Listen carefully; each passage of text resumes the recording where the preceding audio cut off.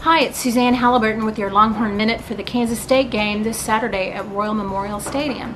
I know a lot of you recall that last year's K-State game played up in Manhattan in freezing temperatures spoiled Texas's chance for their national title defense. And I've got to say that that game was probably one of the strangest I've seen. Texas lost 45-42.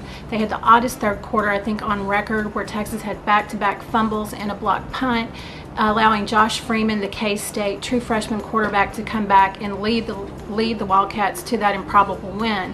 Texas didn't recover in the 2 weeks they had off and lost to A&M 12-7 2 weeks after the game.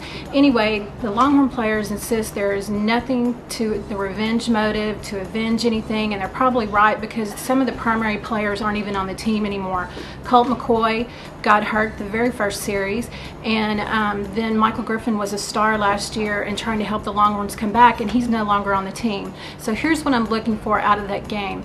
Based on what a lot of us saw against Rice, I'm betting that John Childs, the true freshman quarterback, is going to get more of an early entrance into the game, because he's a weapon that Texas has never had before that could play wide receiver while Colt McCoy is the quarterback, or vice versa. And so I'm looking for a lot on him, and they probably need to get him some work if they're going to expect to play him against Oklahoma in 2 weeks.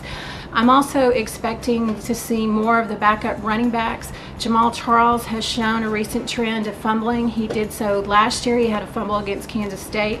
Chris Obanai and Vondrell McGee put up some really good numbers against Rice, albeit when the Owls were probably overmatched and tiring at that point. But still, they showed, especially McGee, showed a real crispness in taking the ball and hitting the holes and making gains. He was actually the team's leading rusher.